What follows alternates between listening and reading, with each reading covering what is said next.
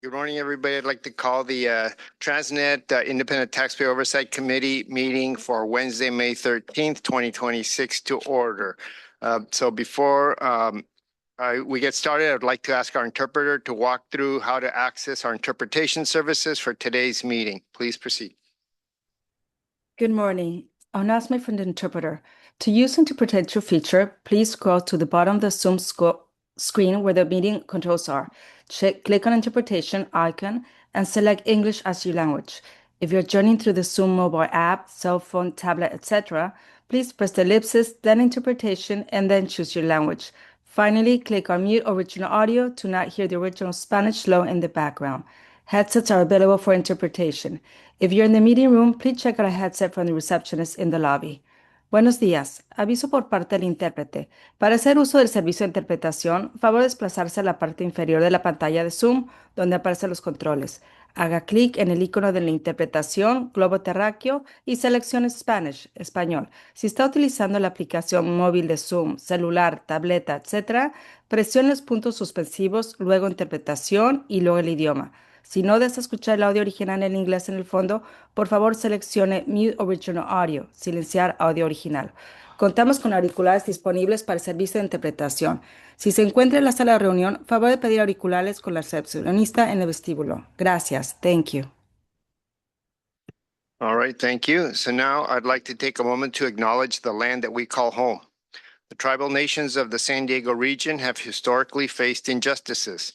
We acknowledge the harmony that existed between the land, nature, and its original peoples, who have since endured displacement, persecution, and systematic oppression. We pay our respect to the unceded territory and homelands of the 18 tribal nations in our region, the most in any county in the United States. From our cultural groups, the Kumeyaay, the Gueño, the Luiseño, the Cupeño, and the Cahuilla. This land has nourished, healed, protected, and embraced them for many generations in a relationship of balance and harmony. As members of the Sandag community, we acknowledge this legacy. We aspire to learn from the indigenous traditional knowledge and experiences in undoing the injustices of the past. Now please join me for the Pledge of Allegiance. Ready? Begin. I pledge allegiance to the flag of the United States of America and to the republic for which it stands, one nation, under God, indivisible, with liberty and justice for all. I will now ask the clerk to confirm that we have a quorum with a roll call for attendance. Clerk, please confirm. Thank you, Chair. For Biology and Environmental Science, Lorraine Alquist. Present. For Contractor Construction, Jacqueline Appleton Dean. Here. For Municipal Public Finance and Budgeting, Miriam Babaki. Here. For Private Sector CEO, Sunny House. Here. For Licensed Civil Traffic Engineer, Frank Rivera. Here. Real Estate Land Economics Right-of-Way is absent, and for Licensed Engineer, Lima Saft. Here. We do have a quorum this morning, Chair. All right. Thank you, Clerk. All right. Welcome to the May 13th iTalk meeting. I would like to thank the staff for their efforts to pull this meeting together, and a thank you for everyone on the phone and web for taking the time to join us today. Let's quickly talk about how this meeting will work. We will take in-person public comments followed by virtual public comments. If you're a member of the public here in the room, please submit a speaker slip to the clerk. For those virtual, please continue to raise your virtual hands at the right time. I want to make sure everyone knows that public participation is possible in person and via Zoom as well. All right, so then let's get started. So now, first item, number 2, public comments, communications, and member comments. Clerk, are there any public comments? Thank you, Chair. We do have 2 public comments, Pierita Javier and Cesar Javier. Go ahead.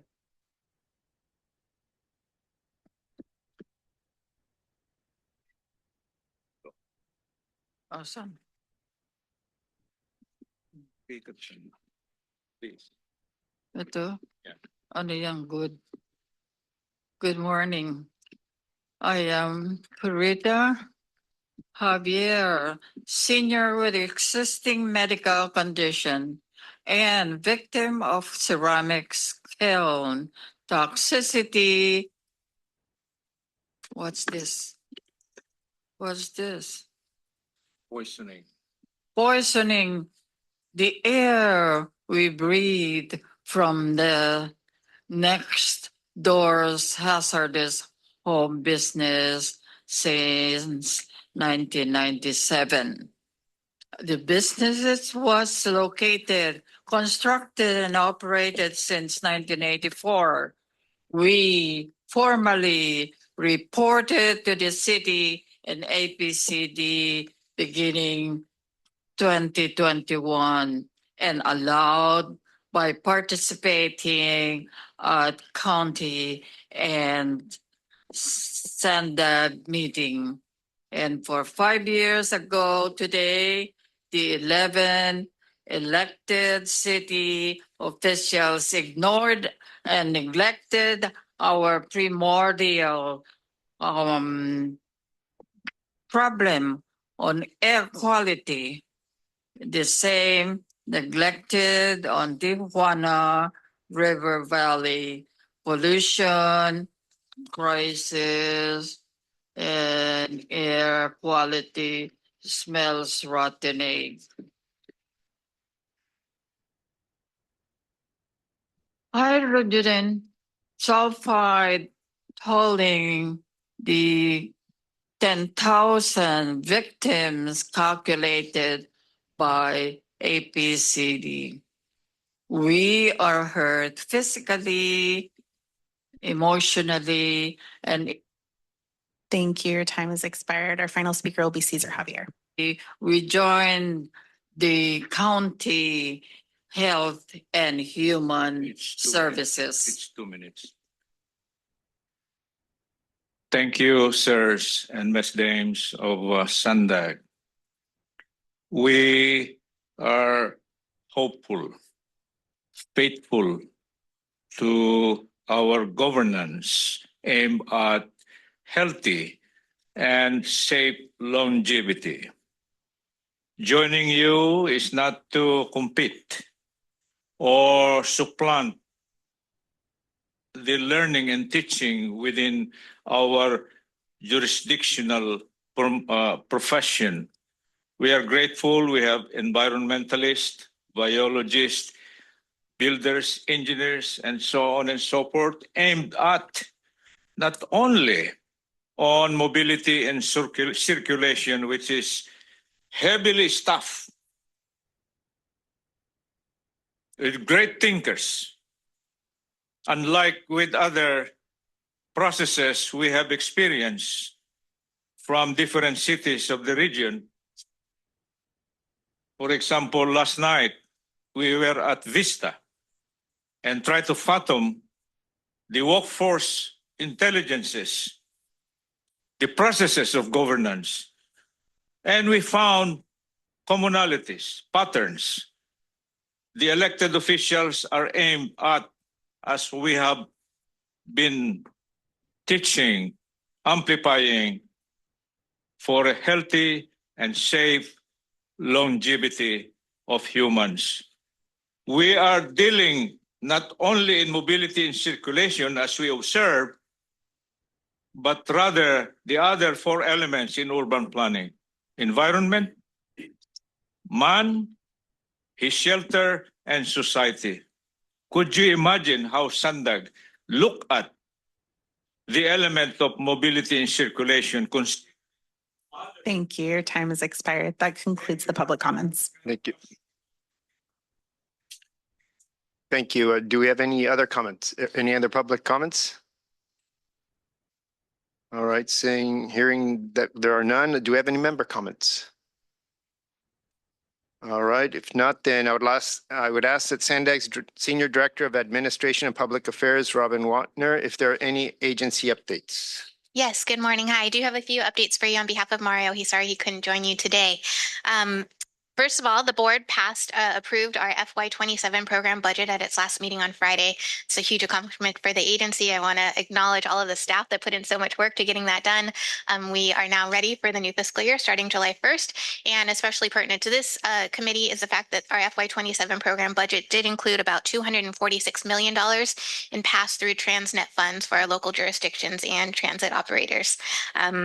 So I wanted to make sure you're aware of that. On the theme of funding, Mario recently traveled to Washington, D.C., and I'll actually be going next week, participating in conversations around the next Surface Transportation Authorization Bill. This is a really important piece of legislation to ensure that funding continue coming to the region. So it's really important that we continue to participate in those discussions to help shape what that funding might look like, as projections are not looking as optimistic as we may like. Similarly, in California, very similar conversations happening. The governor's May revise is expected to be released this Thursday, tomorrow. And again, not expecting great projections for transportation funding. In fact, given some updates around the cap and trade or cap and invest program and ARB, we're hearing that we may not have some of the grant programs that we've traditionally relied on in the next 2 rounds because cap and trade auction proceeds may not be available. So it's something we're keeping a very close eye on, as those are important funds to help match with our TransNet local funds to deliver the projects to the region. We'll continue to keep you updated on those. On the project side of the house, some key milestones happening for TransNet projects tonight. Caltrans and SANDAG are hosting a scoping meeting for the I-578 Interchange Improvements Project. That's a huge milestone for a project that we've been talking about for a very long time. This marks the beginning of the CEQA environmental process, and public comments are going to be welcomed through June 13th on that project. So if anyone's in Oceanside and would like to participate, please do join us at 6 o'clock tonight. One of our other TransNet projects, the Bataquitos Lagoon Double Track Project, just wanted to let everyone know that work in the California Least Terns nesting site has temporarily paused for the summer due to the birds' nesting season. However, work in other areas of the project is ongoing. In fact, we're going to have an absolute work window this weekend for some of that work to take place on the Bataquitos Lagoon Double Track Project, as well as our Del Mar Bluffs project.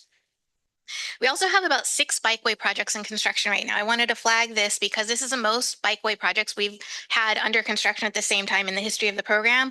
That's a big deal, especially because I want to really manage expectations. These can be the most disruptive, localized projects that the agency carries out. And so those are often the ones that you hear the most about. They're notoriously hard to sort of anticipate unanticipated needs, things that you're going to run into, especially because even though we call these bikeway projects, they really are complete street infrastructure improvement projects.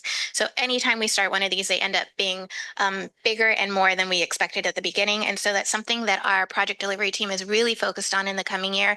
We've started some of these conversations with this committee and the board about how can we get our hands really around the bike program, do a better job about estimating costs, anticipating the unanticipated, and making sure that we have the right project management sort of controls around the program. So I would expect that that's the conversation that we will be continuing to have with you and the board through the remainder of the year. In the meantime, though, we are moving forward on those projects and getting them done. So we just want to say thank you to the public for their patience as we continue to impact their daily lives.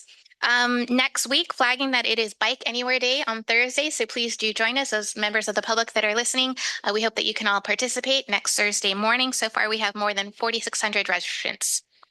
And lastly, I just wanted to flag that our main office here and our toll operations center will be closed on Monday, May 25th for Memorial Day. That concludes my update, and I'm happy to answer any questions. All right. Thank you, Robin. Any questions from any of our members? Sunny, go ahead. Robin, do you have any information as far as when or what's the timing of the transportation bill? What's Congress?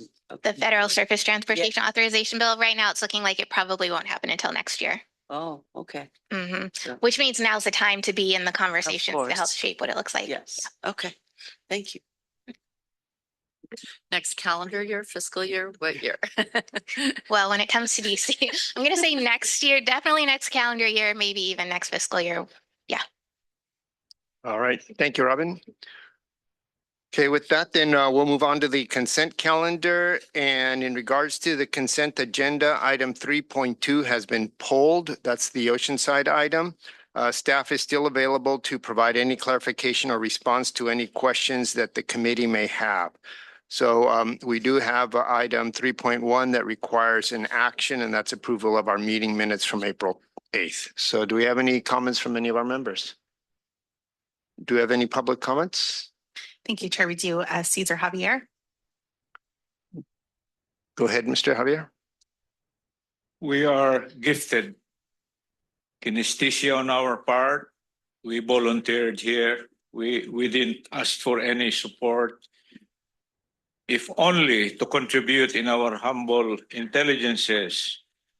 Minutes are the gateway to dovetail the past and perceivable future with the professional character and gifts of our thinkers composing this iTalk.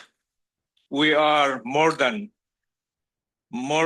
satisfied, and we say the minutes is aimed at, we saw it improving and improving and improving.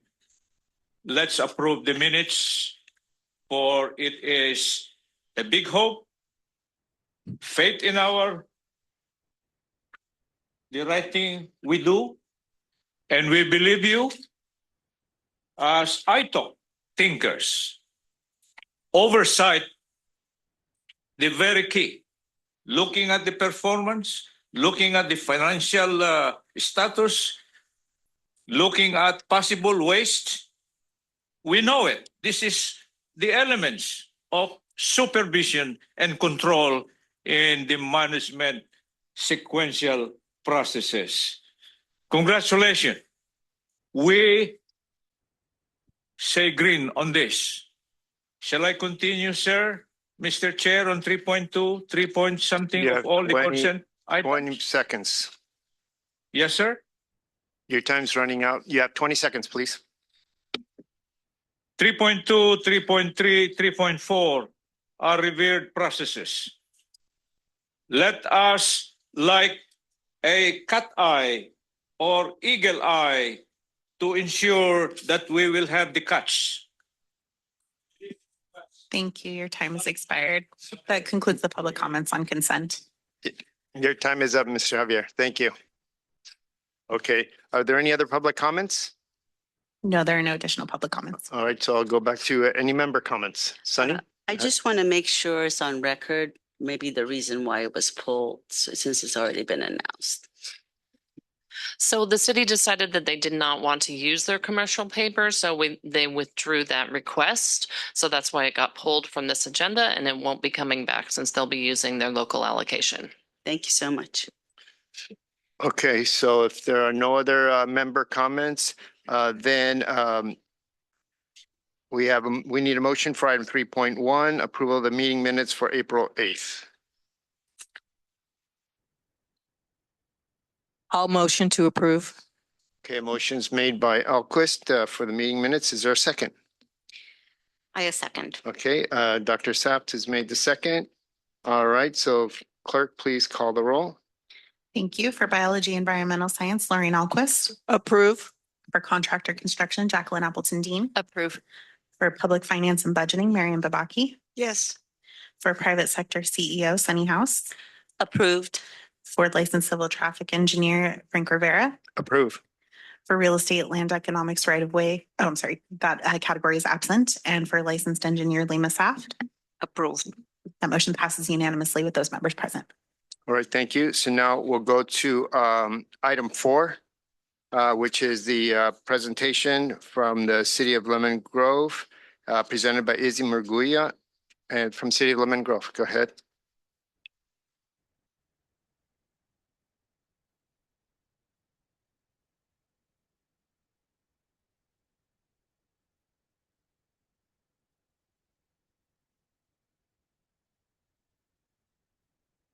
Hi, good morning, Chair, members of the ITALK Committee. Thank you for having me this morning to discuss with you the City of Lemon Grove's local street improvement program. We're happy to share how we utilize TransNet funds, not only on our day-to-day operating budget, but also some of the exciting capital improvement programs that have been budgeted in the past and some of the projects that we have forthcoming.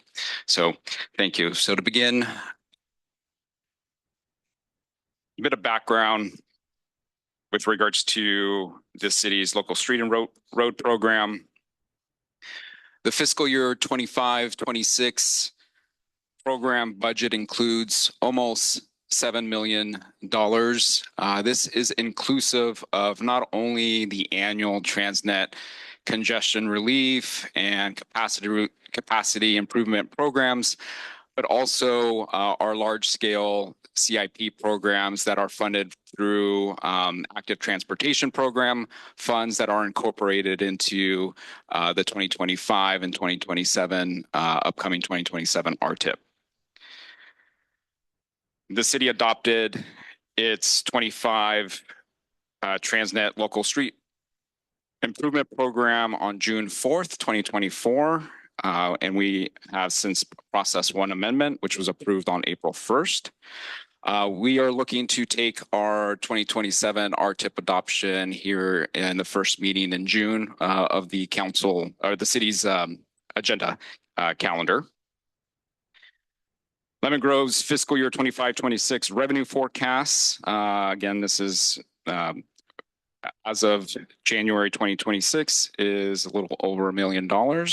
And this funding is what goes towards our day-to-day programming of funds, which I'll touch upon later in the PowerPoint.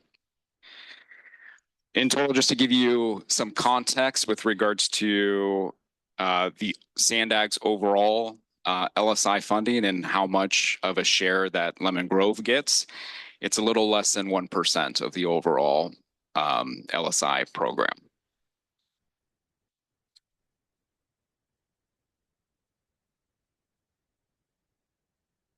The chart before you simply provides a 10-year summary of TransNet revenue versus what the city has programmed. And you can see that there's, it's not always one-to-one or not fully utilized year to year. And primarily some of that is revenue forecast change throughout the course of the year. So typically there's additional revenue received than what was anticipated when we were programming funds. And then secondly, for whatever reason, I don't have the background, but there was less funding program. I do want to say that recently we do utilize our LSI carryover. So that's any funding that in essence is saved throughout the course of the year. We have practice utilizing all those LSI carryover funds to fund storm drain projects and street rehabilitation projects, which I'll touch upon here in the PowerPoint.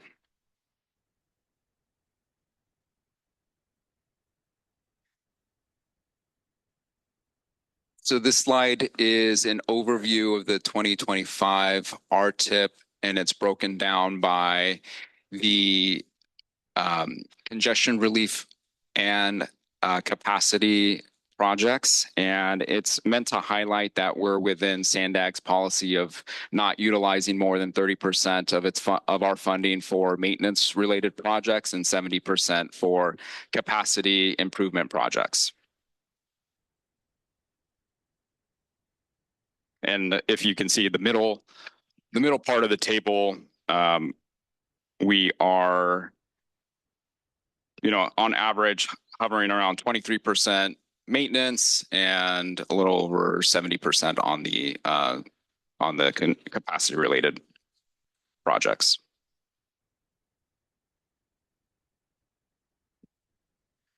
Apologize for the small font. But this is a snapshot of the city's fiscal year 25-26 capital improvement program. You can see that TransNet makes up 7% of our capital improvement project.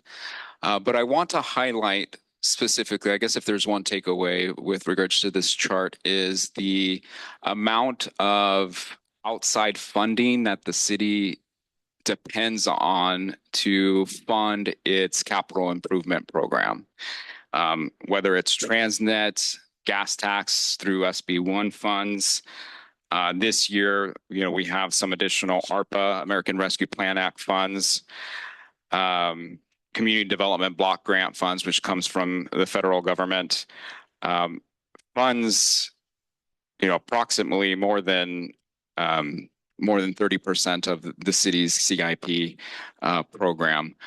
The largest part, which is our sanitation, our wastewater division, funds a little over 40%, which obviously is not a local street improvement program.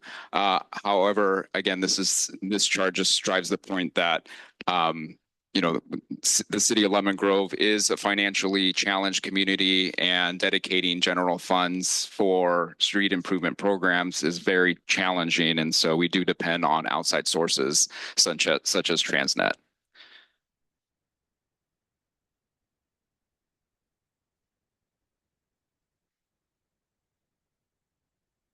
This table is a summary of our program of projects, and I'll just briefly highlight them. These projects or programs are funded on an annual basis. So for the most part, our program on a year-to-year basis doesn't really change. We fund the same things on an annual basis.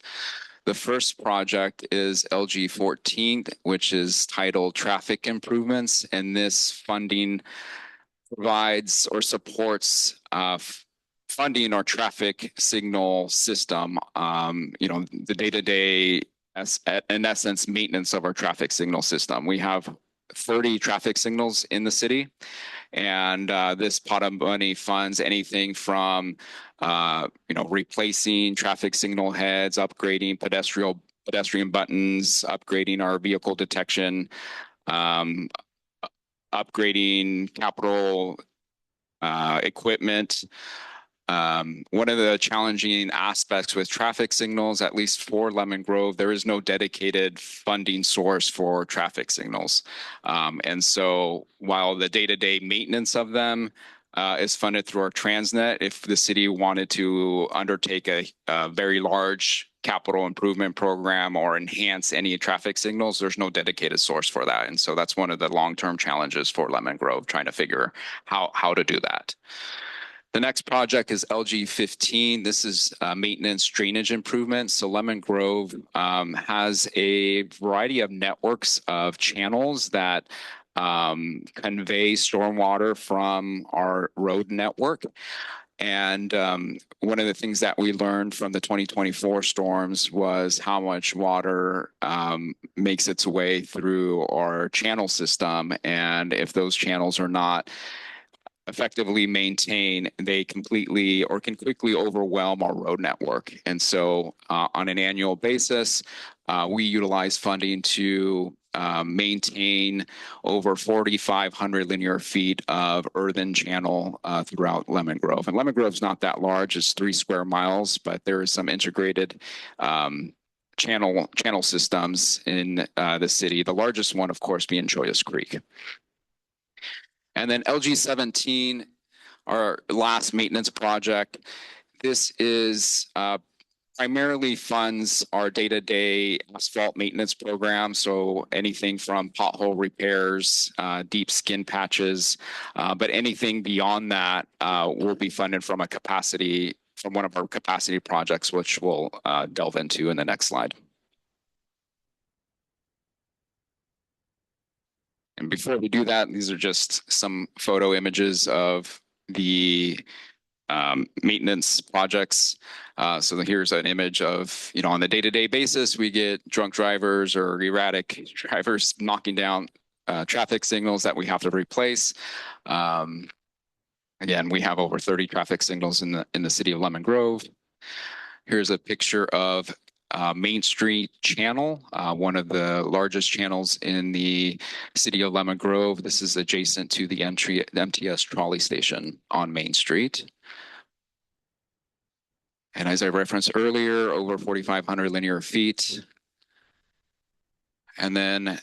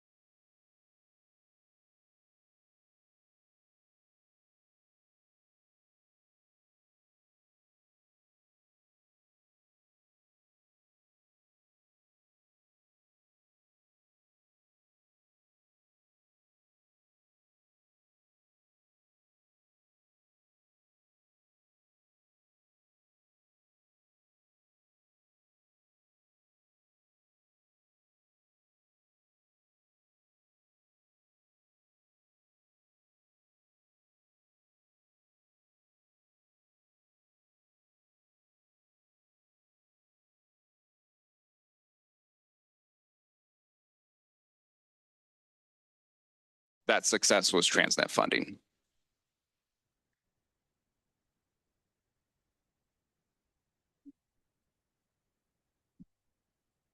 Here are a couple of highlights as I referenced earlier with regards to the congestion relief projects. This fiscal year alone, we've completed 6 storm drain projects totaling over 1,000 linear feet to new storm drain systems.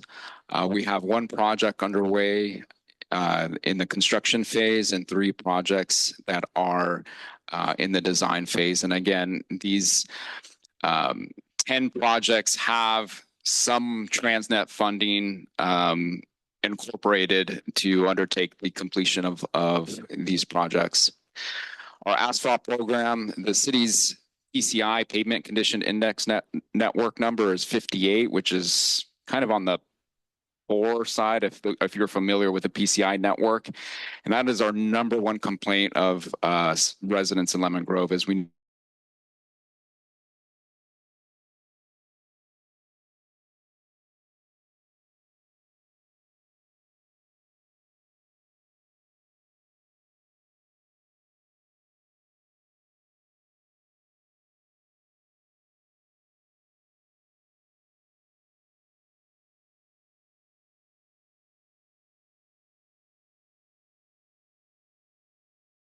and combining that funding with TransNet and our maintenance of effort funds. And then now that the city adopted Measure T, which is our 1-cent sales tax, we've been able to put together, close to $4 million projects for 2 years in a row now. So one of the primary goals of our city council is making sure that our PCI number moves in the opposite or towards the 100 direction. And again, just to highlight again, 61 street segments we were able to complete, 27 street segments that were rated among the worst streets in the city of Lemon Grove, we were able to upgrade. And just to give you some contextualize that, we have 103 streets rated under 25 PCI. So on this project alone, we were able to tackle almost a third of them.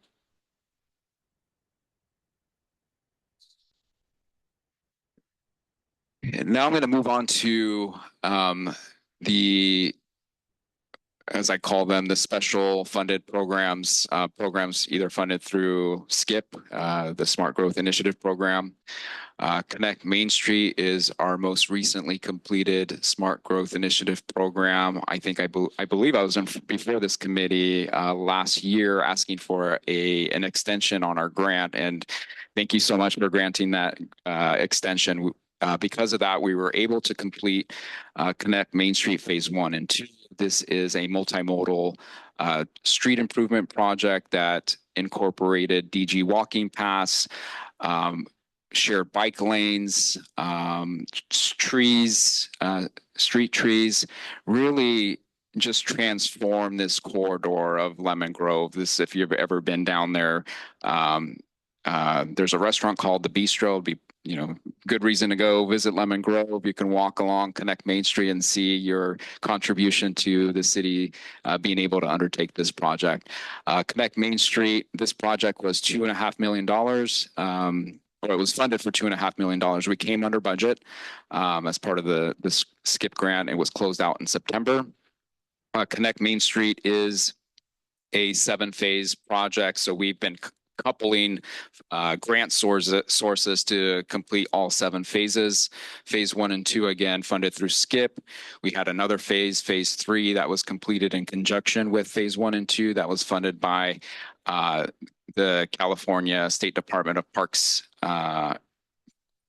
Resources. I forget the acronym. And then we have 2 other phases that are funded by the California Transportation Committee Active Transportation Program funds.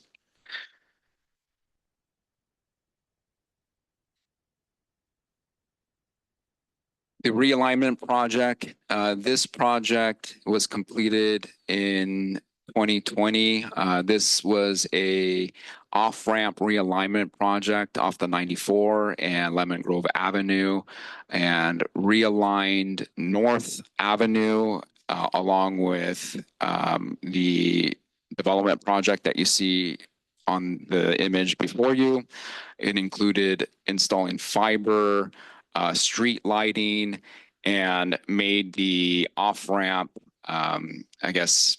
transition more efficient to be able to cross over the MTS trolley line, which is to the east of the image that you see. And again, this project was a multi-million-dollar project funded by through TransNet funds.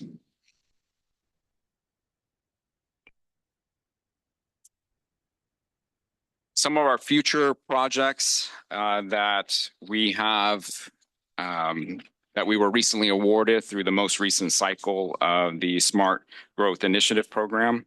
The first one is LG 29, which is a Lemon Grove, Massachusetts Avenue Safe Routes. And this project will essentially look at looking at this corridor and seeing what traffic calming improvements can be made to connect both the trolley station at Massachusetts Avenue with Massachusetts Avenue and Madera Street, which is a collector street that houses a school. Our next project is LG 30. The Lemon Grove Regional Bikeway Corridor Study. And this project will fund a study to evaluate the feasibility of implementing a regional bikeway with innovative intersections and safety enhancements throughout the city of Lemon Grove. And then lastly, LG 31, which is the Broadway and Sweetwater Road intersection improvement project. So SANDAG funded both the design and the capital construction for this project. And this will look at constructing a roundabout with separated bike lanes at the intersection of Broadway and Sweetwater. And this is a key intersection because it, in essence, is the entryway from the east to the city of Lemon Grove. And again, we are very appreciative to SANDAG and the board for funding 3 projects. I think we are the only city that got 3 projects. So we are looking forward to deliver on all 3. So thank you so much. With that, that concludes my presentation, and I'm happy to answer any questions from the ITALK committee. All right, Clerk, are there any public comments? Thank you, Chair. We do have one public comment, Cesar Javier. Go ahead, Mr. Javier. We have been commuters of MTS. And thank you for the presentation, sir. We have lengthy learning from your planner, Lemon Grove. Value analysis, MTS mobility circulation appears to be for generally observation for the less and have-nots. Have us, you members, took a ride at our trolley? Yeah. Rarely, if I may humbly say. Number 2, road, streets, construction do not adapt with the changing mobility in terms of weight. In our setting, the streets are inferior because the longevity is supposed to be 10 years. It's only practically even before reaching the 2nd year or 3rd year. Cracks after cracks. Number 3, what we see road, street, storm inlets. You know, when there are streets, we have storm inlets. And they are inferior because there are no suitable screen to unclog. What you have reported, sir, is costly. You will spend billions, millions, like New York experience. Why can we not put some suitable screen? Number 4, these bike lanes, it's confusing and it's tolling to fatalities, unwanted consequence. There is no standard. city by city have different motive of implementing this. Thank you very much. Your time has expired. That concludes the public commenters.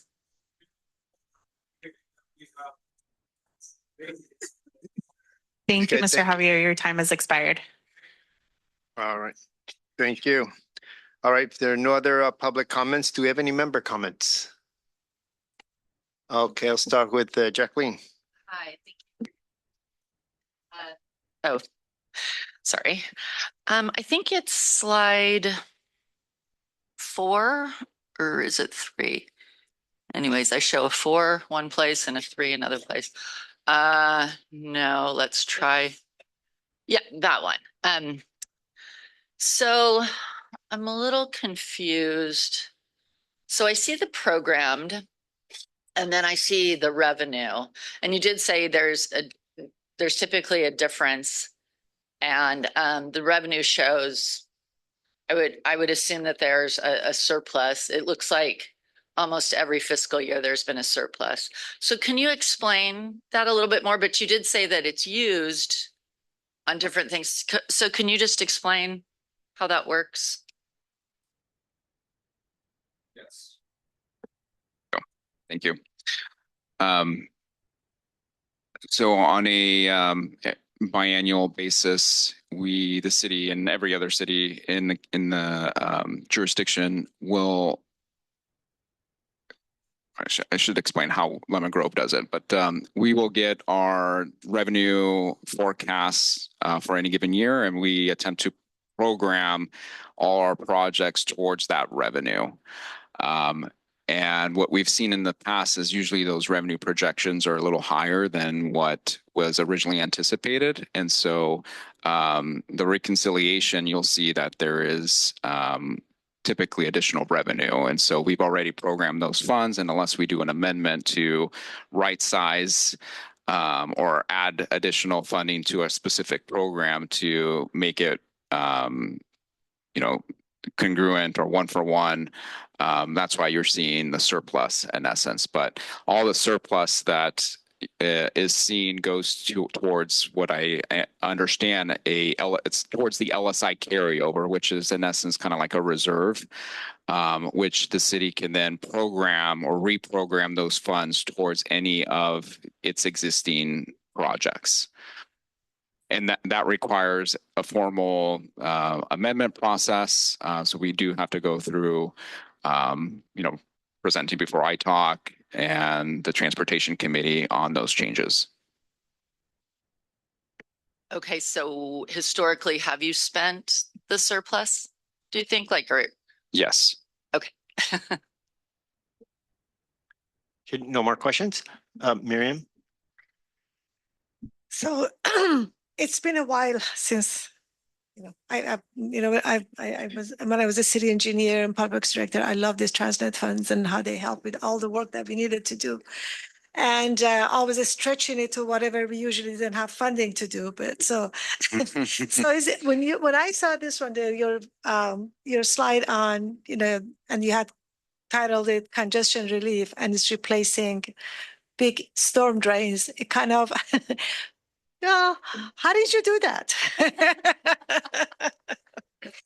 Yeah, so on the big storm drains, again, going to the previous question, is we were able to reprogram our LSI carryover. So we had, I think, 2 million in LSI carryover, and we shifted that entire 2 million towards storm drainage improvements to be able to undertake some of the larger storm drain projects. And for us, those are probably like 150 linear feet storm drain projects, somewhere in the realm between 250 to 450,000.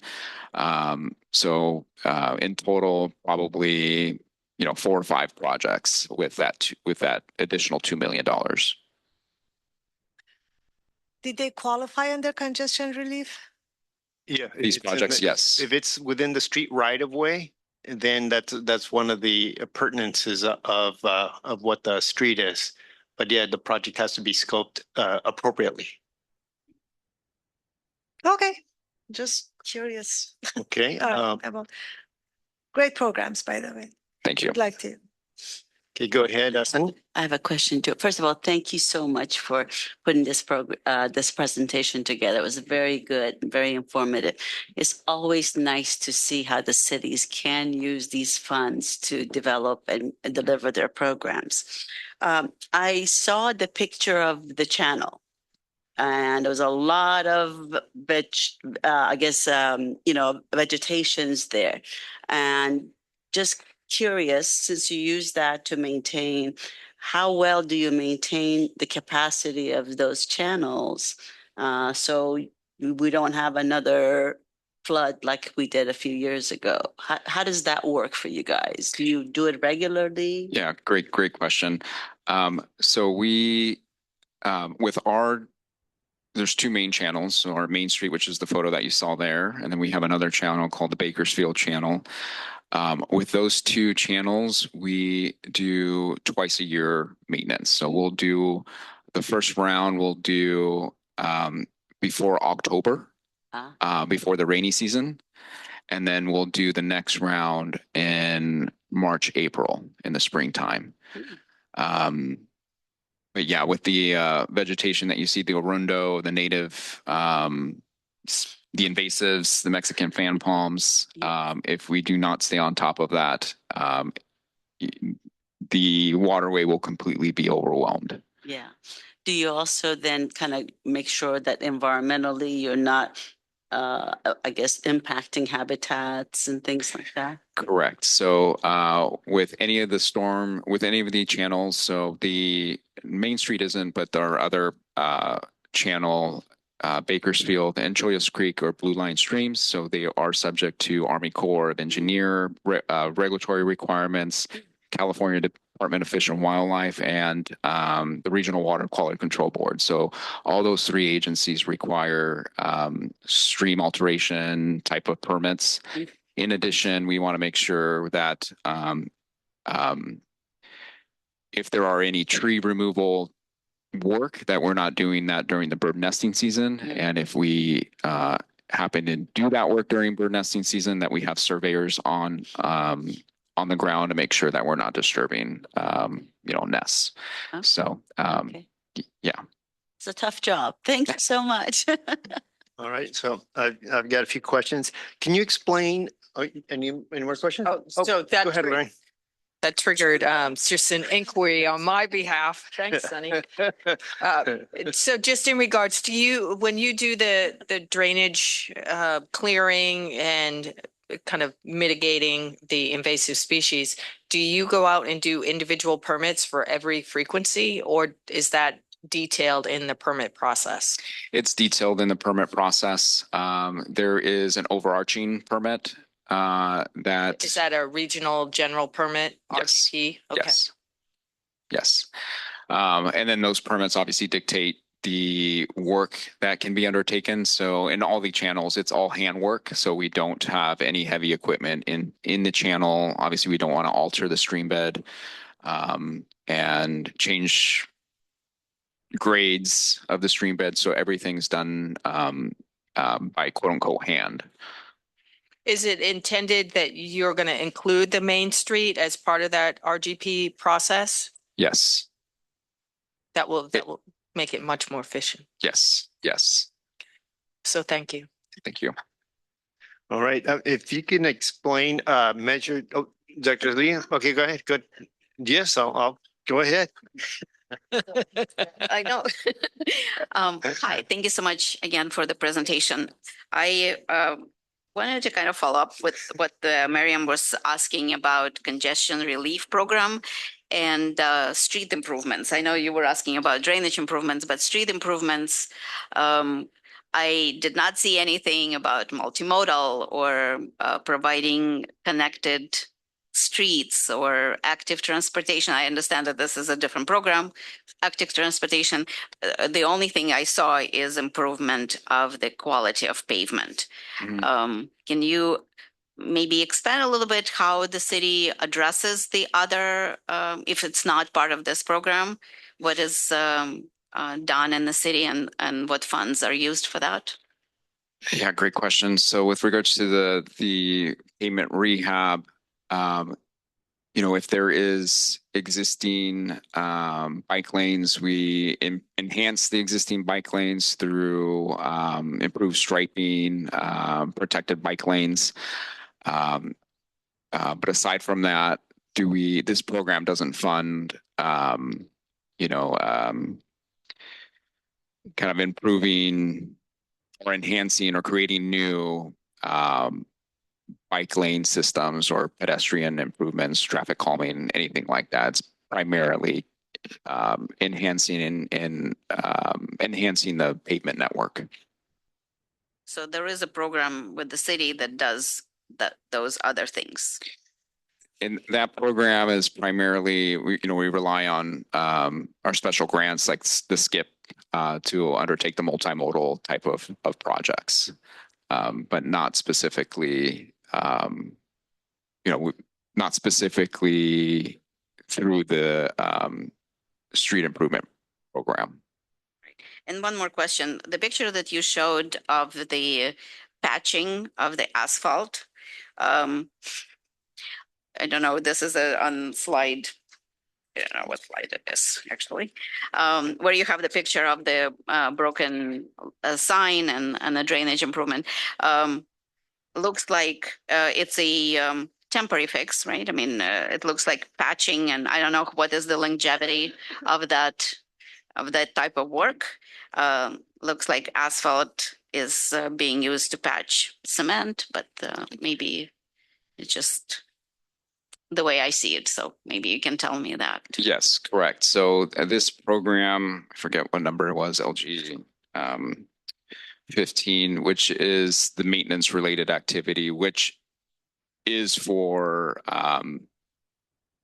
maintenance and temporary solutions. So yeah, the photo that you see there is a skin patch. So it's not supposed to be long term.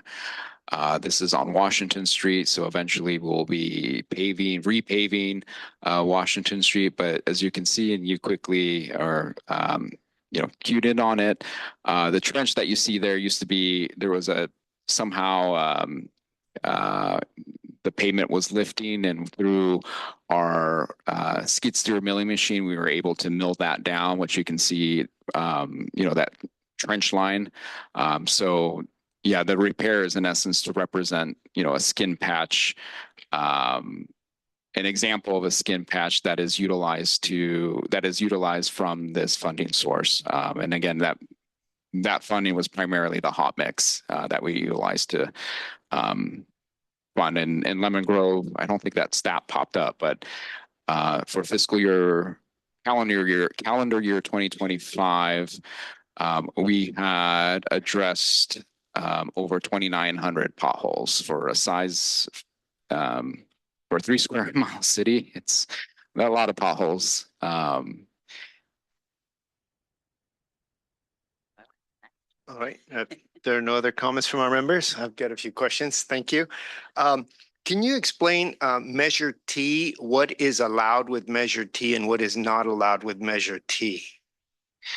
Yeah, great question. So Measure T again is a 1 cent sales tax that the Lemon Grove residents approved back in 2024, November 2024.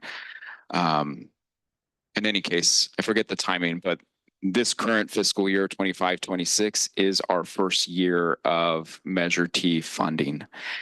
And it is a general 1 cent sales tax, so it's not limited to a particular source. But when the sales tax measure was approved, the sales tax committee highlighted several areas. One, public safety. So for example, this year, we funded a new fire truck, which is like a $1.2 million fire truck that was partially funded this year.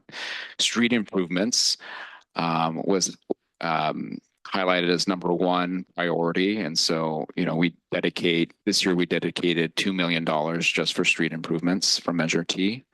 Storm drain improvements. Again, Lemon Grove was was significantly impacted by the 2024 storms, and we're still dealing with storm drain improvement projects from that event. And so they funded $750,000 for storm drain improvements. Sidewalks was another priority. We were incorporated in 1977, so prior to that was county and their lack of standards. So there's not a lot of sidewalks in our community, and so the committee highlighted that. And so we're currently in design on several, in two specific areas in the city to install new sidewalks, particularly adjacent to parks. And then lastly, I'm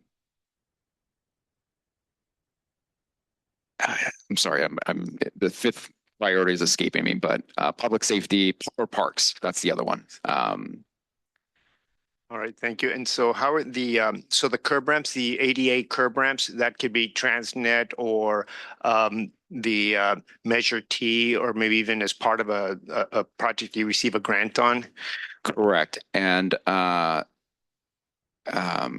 this might address Ms. Saf's prior comment too with, multimodal and pedestrian, but with our street pavement improvement project that I highlighted, in addition to the statistics of the square footage, as part of that project, we updated or upgraded over 50 ped ramps as part of that project. And so we utilize SB1, TransNet. Well, TransNet was the pavement, but the SB1 funds we utilize specifically for the flat work. Okay. All right, thank you.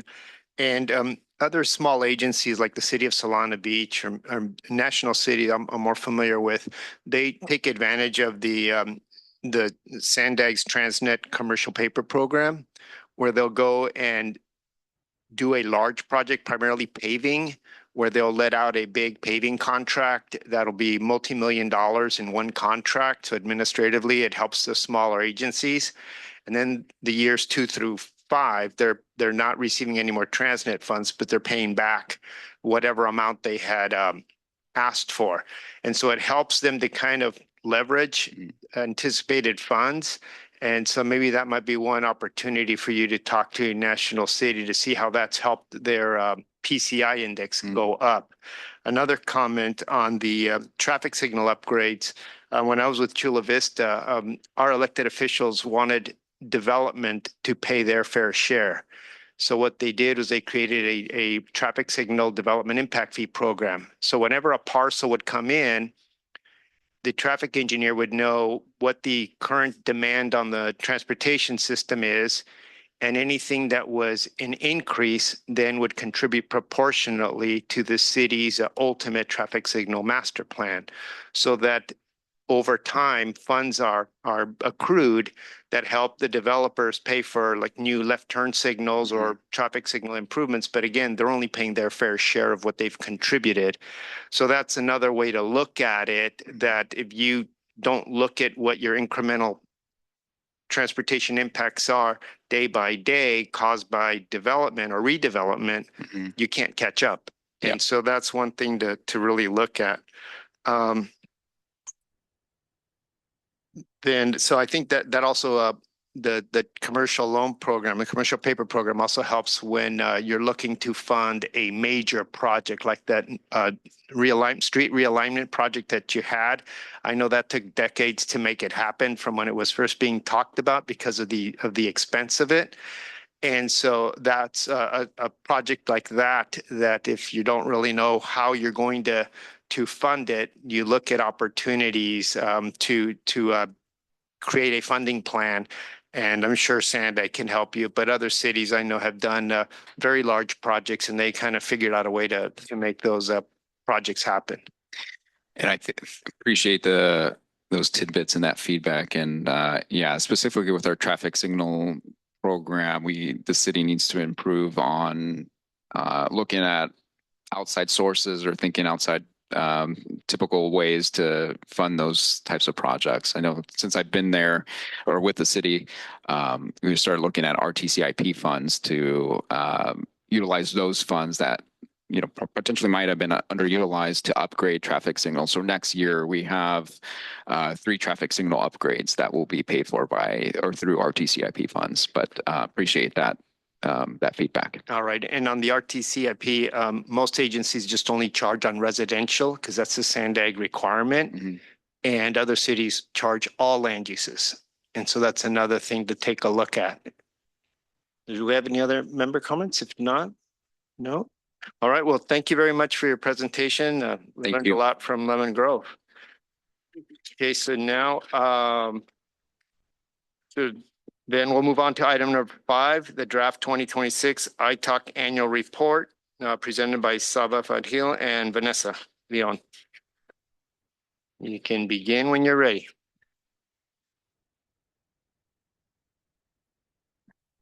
Thank you, Chair. Good morning, members of the ITALK. Vanessa and I are pleased to present the first draft of the 2026 annual report for your review and feedback. We'll walk through the report section by section. Thanks to the dedicated efforts of the SANDAG team, we now have a comprehensive draft ready for your consideration. This draft version provides the opportunity to gather some feedback on the proposed content prior to finalizing the 2026 ITALK annual report. Please follow along using the copy included in your agenda packet. Cover page. We'll begin with the cover, which features imagery highlighting various elements of the TransNet program and regional mobility. The cover highlights the wide range of TransNet investments across the region and sets the visual tone of the annual report. Page 3 to 5, Chair's letter and overview. These pages include the ITALK member roster and the Chair's letter. The Chair's letter frames ITALK's oversight role, highlights TransNet's regional impact, and reinforces the committee's commitment to transparency and accountability in managing TransNet funds. Key highlights on the report include letter from the Chair, an update on the triennial performance audit, noting that FY 2018 recommendations have been completed and we have 10 recommendations still open and in progress. SANDAG's progress implementing transportation improvements and ITALK's role in holding the TransNet program accountable. A brief overview of the report's structure and contents. You will also find the table of contents and a list of ITALK members and their expertise. Page 6 to 8, Triennial Performance Audit Progress. This section summarizes progress on Triennial Performance Audit, recommendations from 2018, 2021, 2024. Of the 92 total recommendations, we have recommendations issued since 2018, 82 have been implemented and completed, and 10 remains open and in progress. SANDAG's progress in addressing TPA recommendations also included establishing protocols for tracking, reviewing, and monitoring that progress with the help of the SANDAG's Director of Internal Controls. Please note that the data remains preliminary and will be updated once the final audit recommendations are available. Page 9 to 10, Fiscal and Compliance Audit Results. This section summarizes the FY 2025 fiscal and compliance audit results, including areas where agencies met TransNet requirements and several items requiring corrective action or follow-up before the final report. Please keep in mind these are still preliminary results as we await the final outcomes from the FY 2025 fiscal and compliance audit.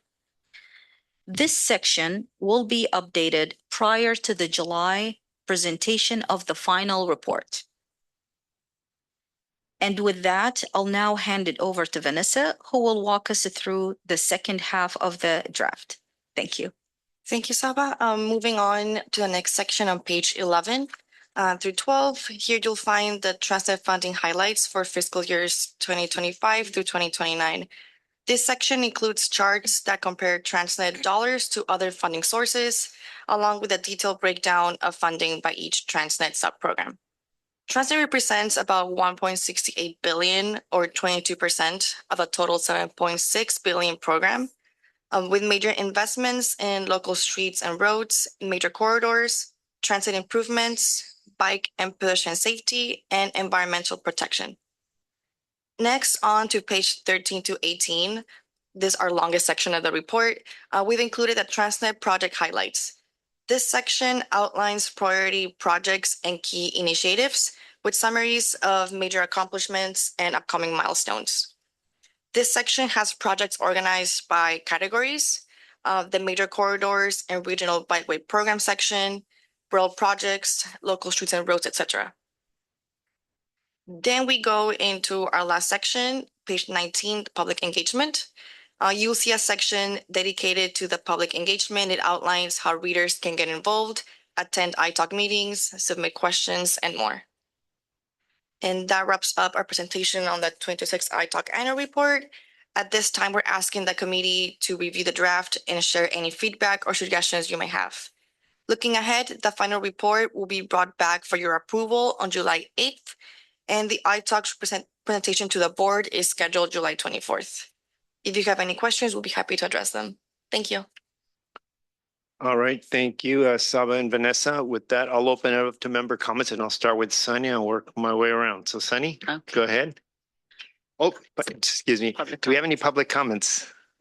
Thank you. We do have one public comment. Cesar Javier. Be my trademark. Avid learner, Cesar and Purita. Thank you, Uncle Sam. The love and affection embedded in us as immigrant only mandates us to reciprocate, to learn with you, fellow citizens, and we see as we go deeper in our learning, we seem to neglect, if I may directly say that, something, the blind spot in our processes. One we see for value analysis is in the TransNet and other funding fiscal year 2025 to 2029, which is part of this presentation. TransNet, 22%, and it is focused on a total of 1.68 billion.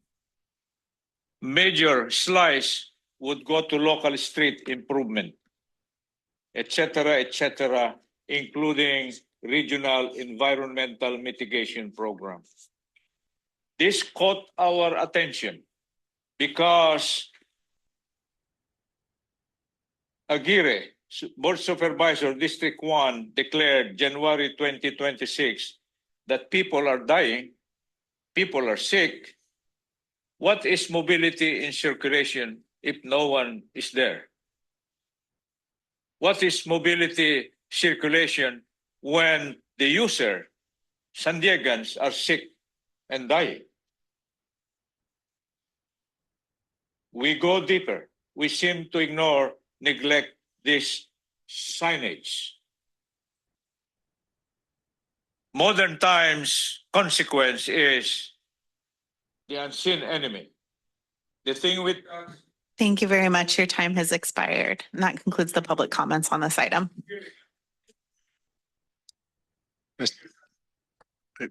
Thank you. Do we have any other public comments?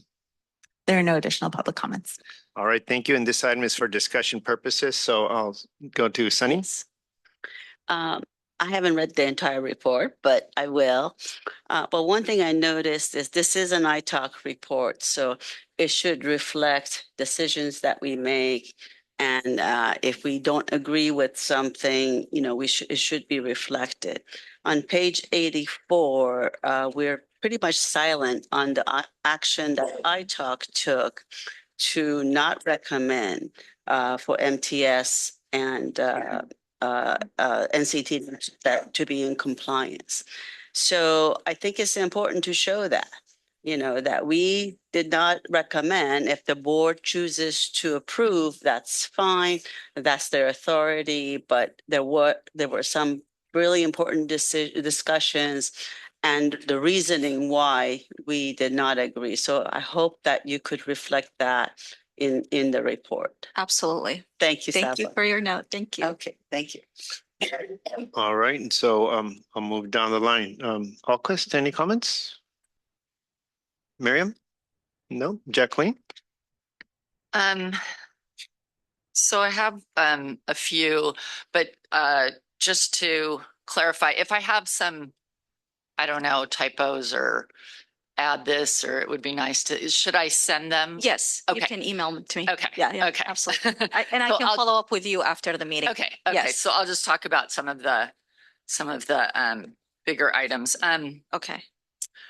Yes, tagging on to what Sunny said, since this is an annual report, I don't know if anybody else does this, but I just automatically grab last year's report and see, some of the things that we've done this year. So throughout the report, maybe think about it with that mindset.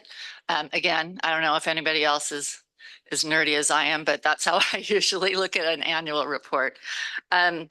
So on page 6, in the short time I've been here, it seems like the TPA recommendations, it has been a big push for you all to, finalize those and get us to approve them. And you guys have done a great job.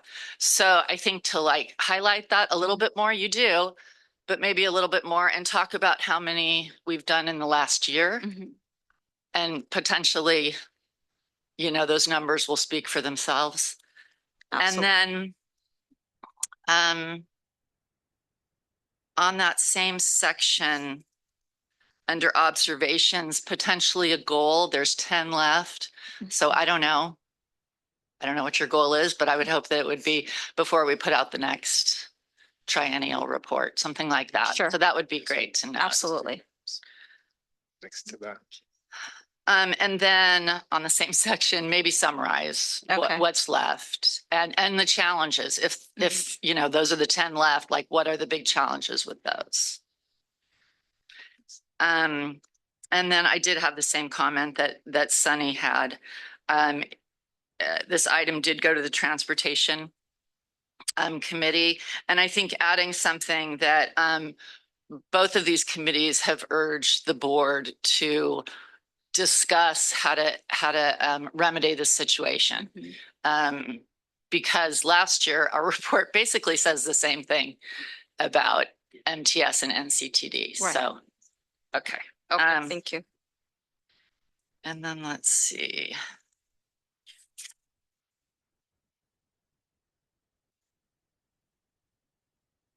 Oh, on the projects, again, if there's some major accomplishments for this year, I think those should be highlighted.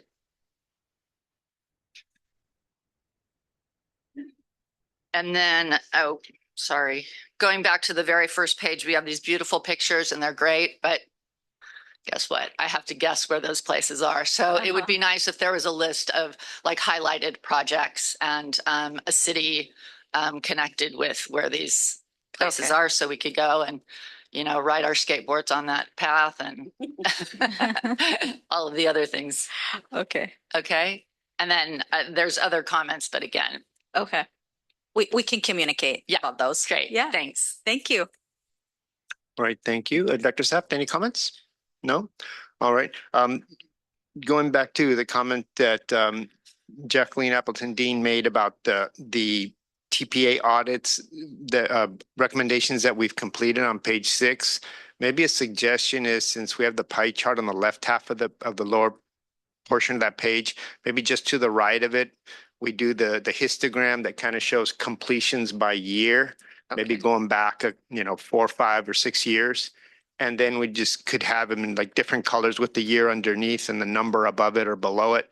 But then that would kind of show the the biggest jump in the years that we've completed the most. And I know that has been a point from us to get them wrapped up. And so we do thank SANDAG staff for all the efforts on that, because it has been a challenge on some of them to make sure that everybody's happy with the final results of why we deem one of them completed, because we do go through a process to make sure that it's what it was intended to be.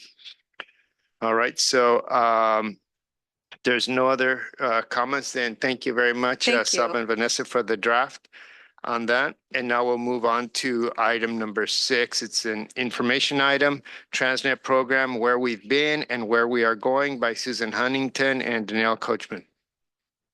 You may begin when ready. Thank you. Great timing as we just wrap up talking about urging the board with the CPI to take a fresh look at this.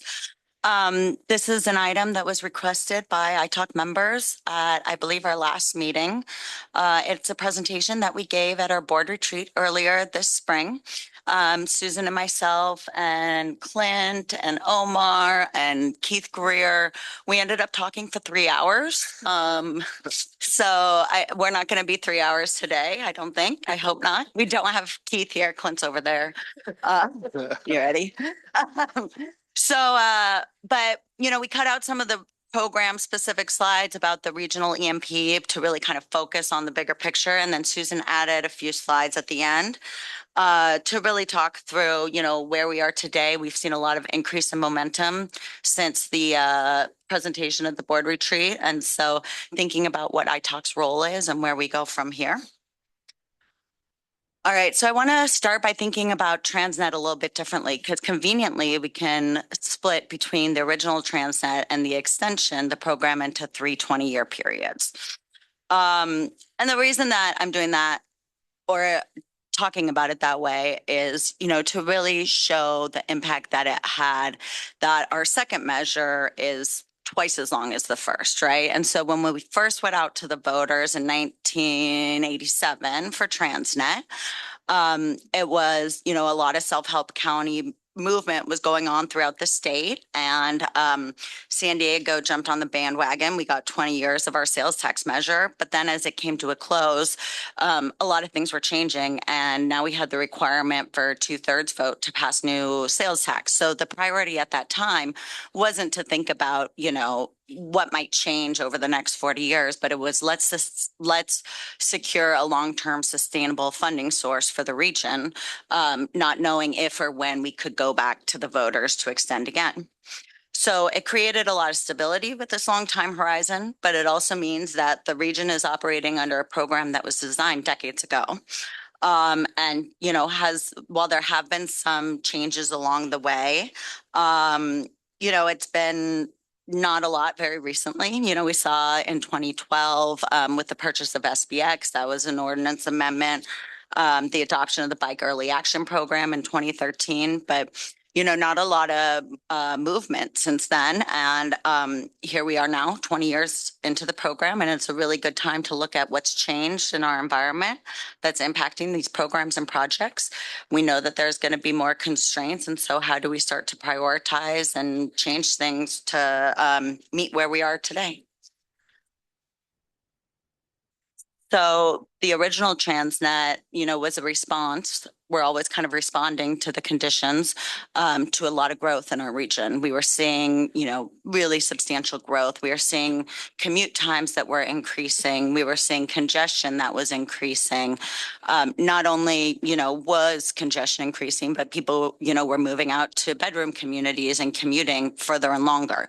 And so, you know, we really saw a drive within the region to generate that long-term sustainable funding source that also gave us the ability to leverage and bring in funds. And so what voters approved, it was, you know, a great funding source, but it also created the structure for how the transportation investments were made across the region. So the original TransNet ordinance defined how revenues would be allocated among the 3 programs: public transit, local streets and roads, and major highway projects. And Susan will walk you through what the flow of funds look like under the old TransNet in a little bit.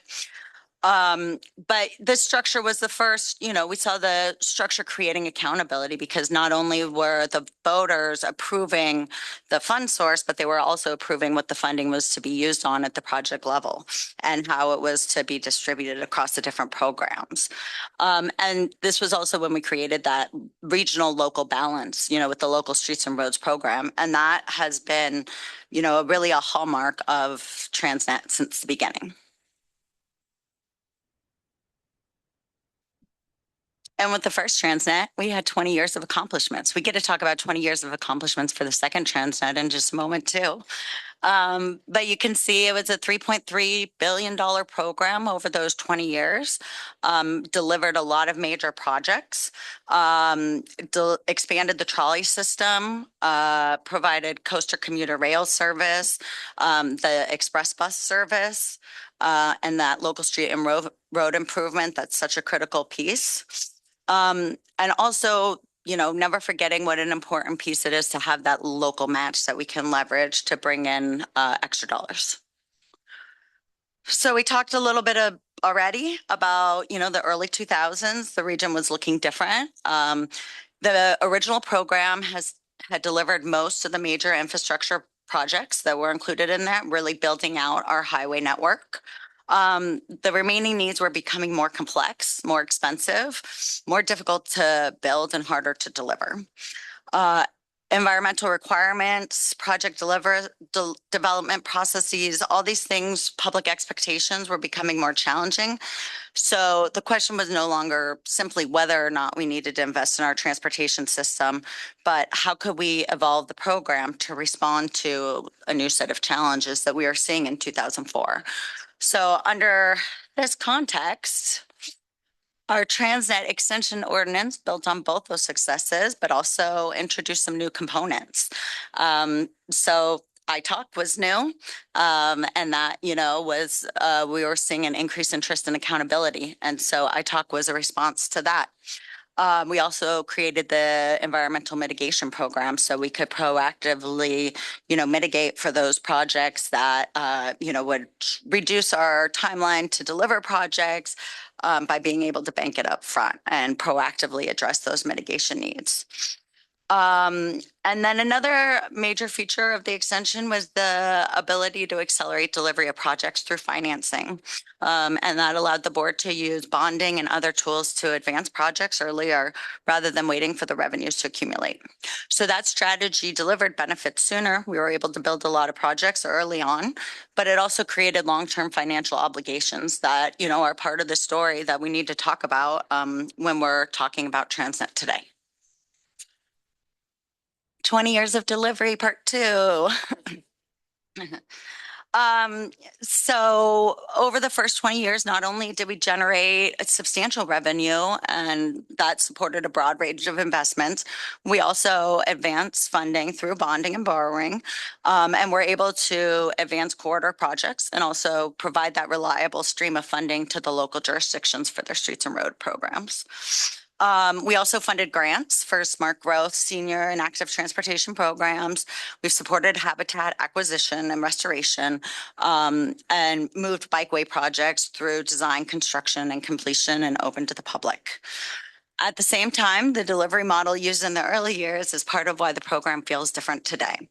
The early acceleration strategy, it helped us build more projects, but now a lot of our future revenues are committed already to debt service and other obligations. I see Clint stand up and walk away. I'm going to talk through. This is the slide that Clint talked through at the retreat, but I got this one. Don't worry. So this map shows all the major corridor projects that have been delivered to date through the TransNet extension. And really, what the main thing is to see here is that a lot has been built. Most of what we committed to in the original ordinance has been built.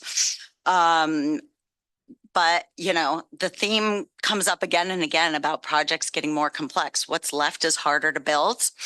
And so we get to look at this map and look at where we are and look at projects that are underway, but knowing that, even the projects that are in design are, generating more challenges around project delivery than some of the earlier projects that we delivered.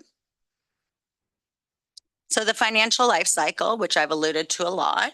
Early on, we borrowed, we advanced projects that created the debt obligations. We've really been talking the last 5 or so years about that kind of transition period because, you know, we're going towards pay as you go. We have spent a lot of the money that we borrowed on those major corridor projects. But moving forward, we're really going to be in that consistent pay as you go environment where, you know, we will continue to have growing constraints. We're going to have to start making hard decisions and prioritizing, knowing that, you know, we have to wait for those revenues to accumulate and, you know, to spend them on the projects that we have left.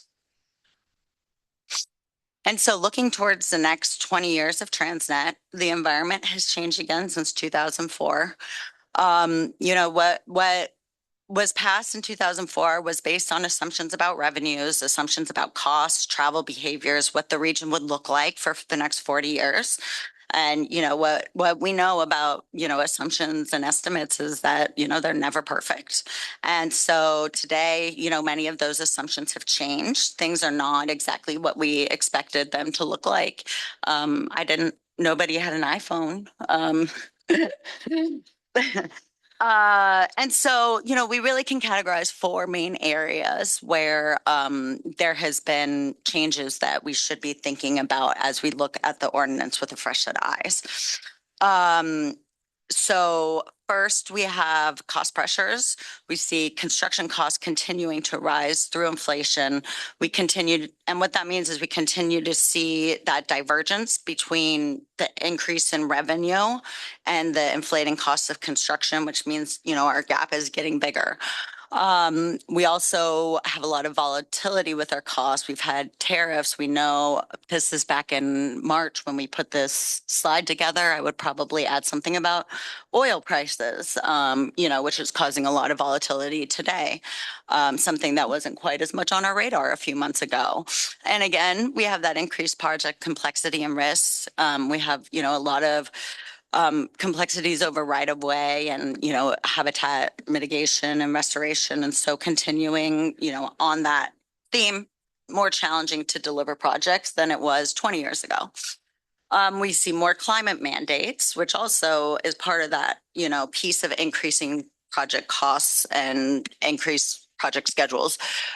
We have to address the newer climate goals. We have more comprehensive environmental documents. And so we are continuing to also think about how these things impact our ability to deliver projects. It's going to constrain the amount that we're able to deliver. We also see the preferences of our community changing, you know, in recent years. We have our aging population.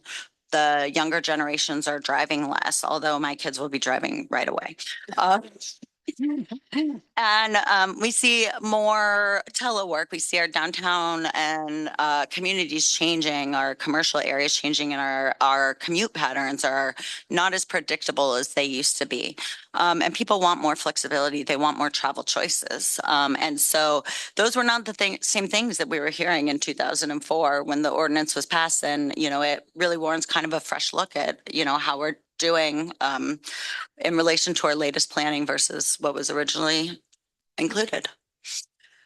And with that, I talked enough. We're not going to go 3 hours. No, not today, not today.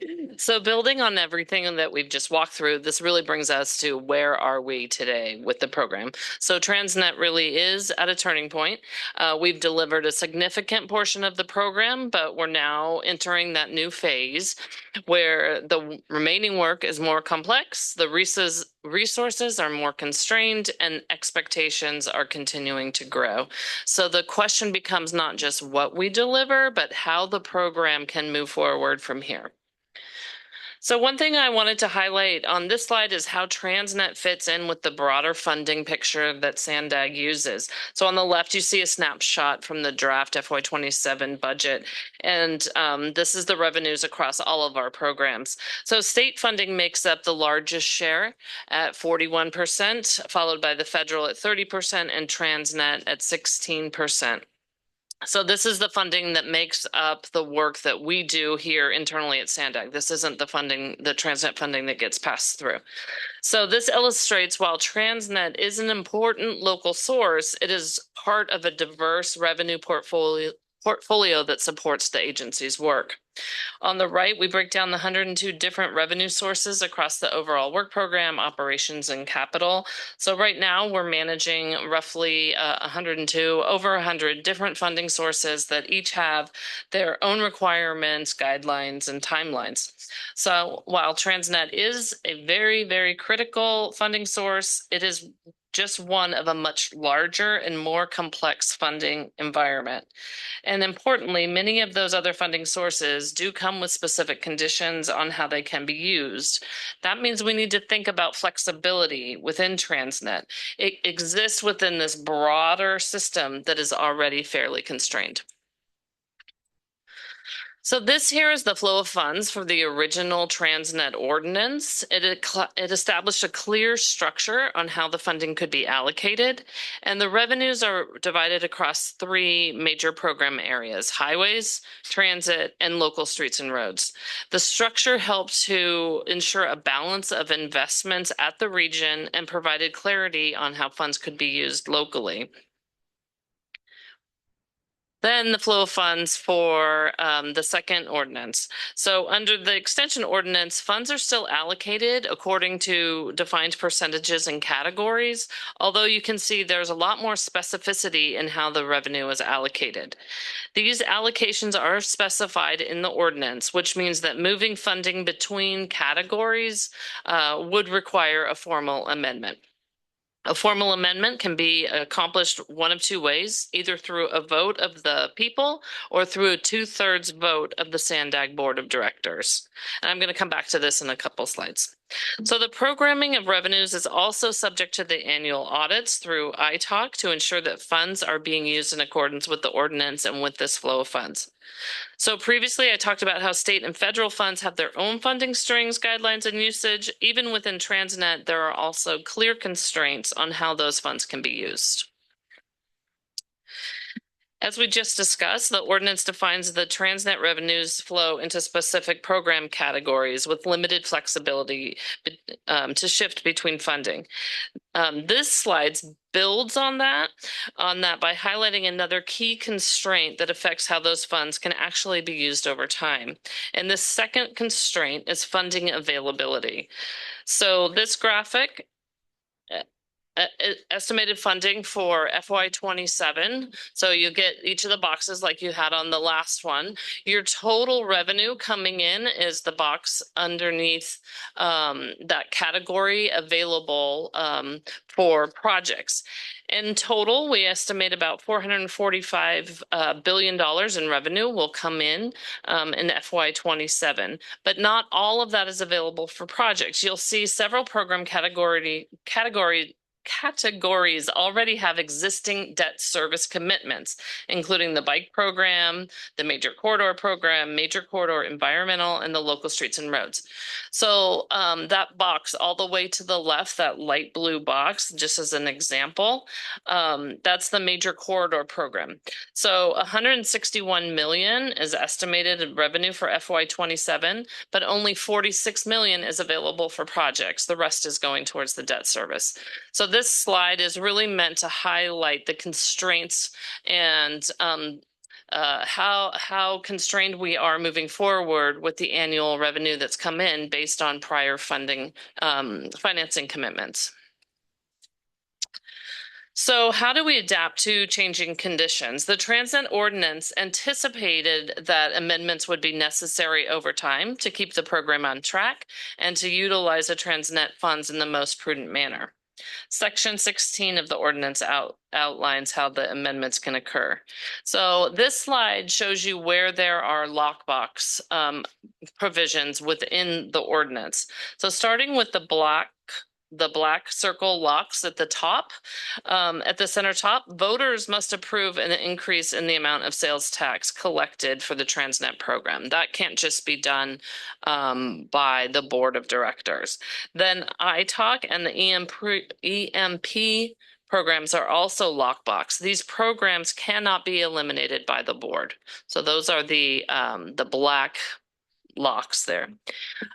Within the major corridor program, there were some projects which were lockbox. So there were 3 projects that were not completed in TransNet 1.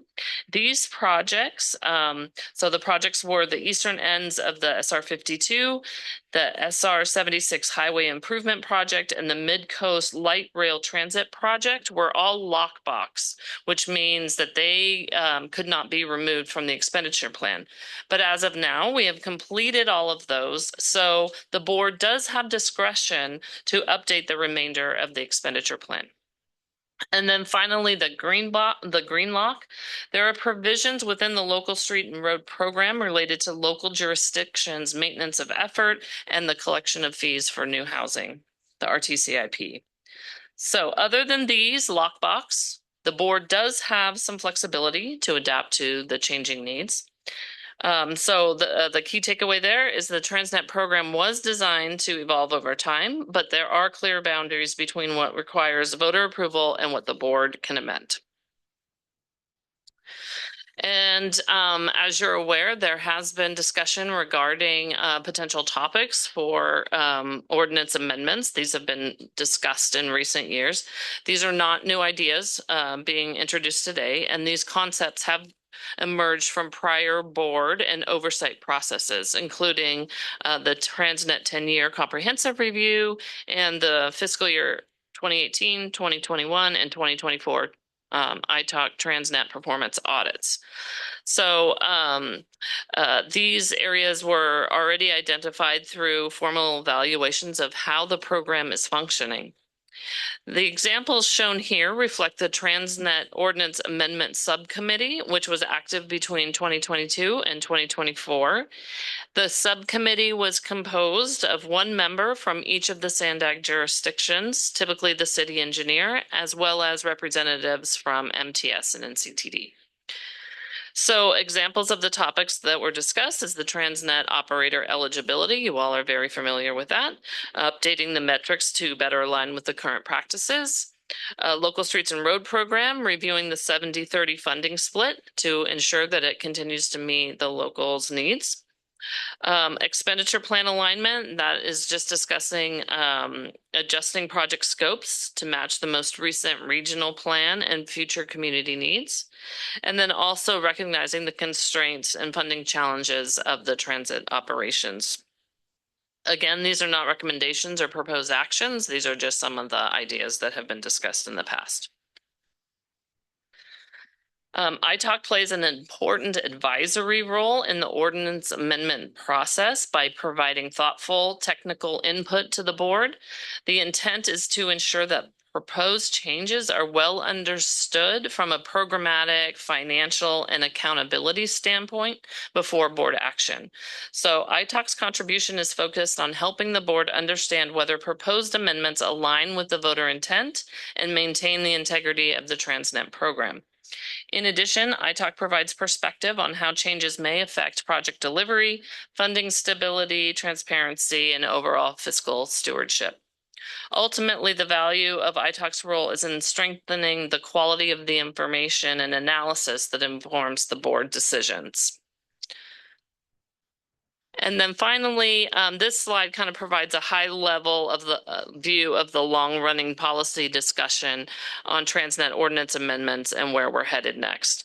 So many of these things I've discussed in prior slides, like where did these ideas come from? They came from the prior performance audits. In November 2021, starting on the left-hand side, the amendment concepts and work plan were presented. This is when it was first presented to the board of directors. At the end of 2021, the board adopted the 2021 regional plan. And then from 2022 to 2024, the TransNet Ordinance Subcommittee continued their detailed and policy development. In January of 2023, ITALK brought forward an amendment to the board, which was not approved at that time. A key factor in the board's decision was a strong emphasis on maintaining the language that was originally adopted and a general reluctance at that time to consider any ordinance amendments, including those proposed by ITALK to adjust the selection committee process and membership. In December 2025, the board adopted the new regional plan, the 2025 regional plan. And then we really start to see momentum in terms of talking about TransNet in spring of this year. So in March, the board did have the same discussion at their board retreat, and potential ordinance considerations were discussed. We could tell through those discussions that the board indicated a greater level of comfort with considering amendments than it did back in January 2023.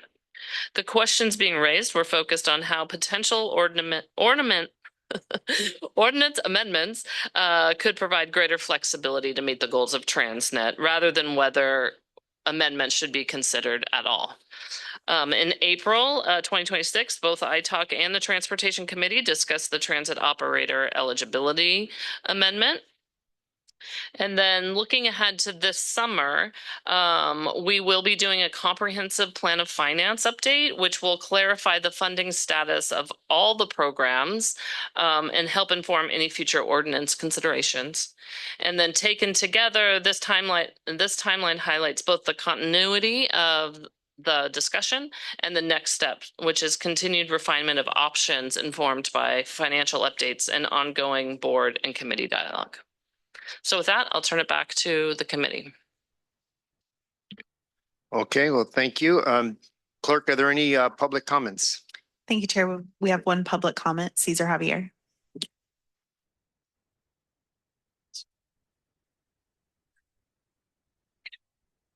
Thank you, SANDAG.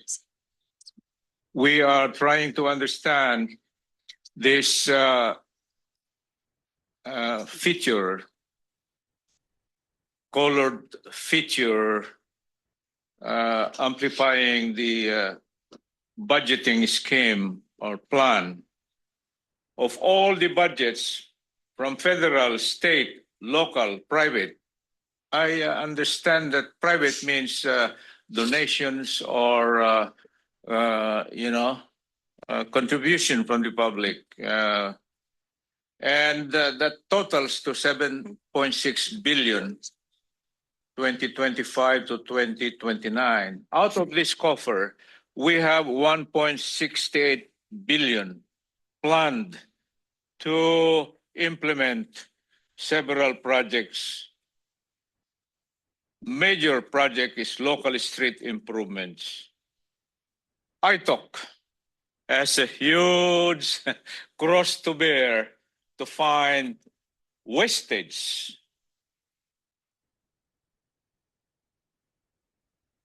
In terms of resources, such as time, labor, material, money-wise, this is a challenge for ITALK. And one thing that we would like to learn is how does the city matches with this budget being provided by SANDAG, if I may say that, because SANDAG is an NGO, a designated services to be procured by the regions, unincorporated and independent cities. How much? And I think this is a question raised to our regional. Thank you very much. Your time has expired. That concludes the public commenters. Thank you, sir. Your time has expired. Right, thank you, Mr. Javier. Are there any other public comments? No, Chair. All right, thank you. All right, so I'll open it up for member comments. Is there anybody that has member comments? Okay, we'll start with Sunny and work our way around. So Sunny, go ahead. First of all, excellent presentation because it puts it all in one place. I was wondering about delivery and how it's going to happen and what's left. So this was very, very good. Now, you mentioned that ITALK will play a significant role in all of this. My question is kind of the process. I don't know if you've thought about it yet. This obviously is not going to happen right away, but next term is going to be probably some initiation of discussion and things like that. What do you have in mind for iTalk and how can we help?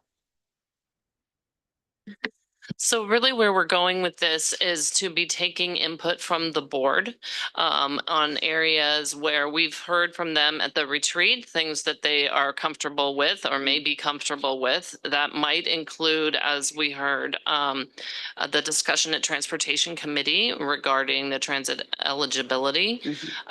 We will definitely be having those discussions with the board and getting direction on what they want to move forward with. So where I would see iTalk having a role is once we have these kind of policy directions coming from the board, that iTalk would be there to offer recommendations regarding implementation of the policy direction. So this may end up being a phased approach. Absolutely, it could be. So, okay, so we're not going for all of it, but what I can't say yes or no. We've Okay. had those kind of discussions about Okay. what might make the most sense. But I do know that the board has expressed a need to move forward, more of an interest in moving forward with some of those areas where there is agreement. Okay. The 70-30 split is one of those areas, and the other was the transit eligibility. Okay, this makes it a lot more difficult because if the board, you're getting board input, the board changes all the time. So how do we, Yes. make sure that we get something through? And it's really important that we do education to our new board members and going through decks like this and making sure that they understand that this isn't something new that's on their plate. As they're new, this has been going on since really 2021 and before through the performance audit recommendations. Okay, thank you. All right, Lorraine? It's more of a statement. I think this is a much more logical and digestible way to present the information. And I think it also bodes well to what could be utilized for public just review and the interpretability of the information. So hopefully this will be resurrected at another level to support information to the community. Any comments from Miriam? Jacqueline? I could see why this was a 3-hour. There's just all kinds of things swirling in my head. So I'm sure you had lots of discussion and, but so one of my questions, and I don't expect you to be able to answer it today, is, so there's this 40-year TransNet bill and there was lots of projects on the list. So do you see projects falling off the list? And potentially not because there's not funding, but potentially one of these other reasons, policy and environmental changes I see have, changed the way we look at projects. So in order to receive TransNet major corridor funding, the project has to be in alignment with the project that's in the regional plan. So projects have changed from what they look like in the ordinance expenditure plan to what they look like now. So one of them, an example would be the Coronado Tunnel.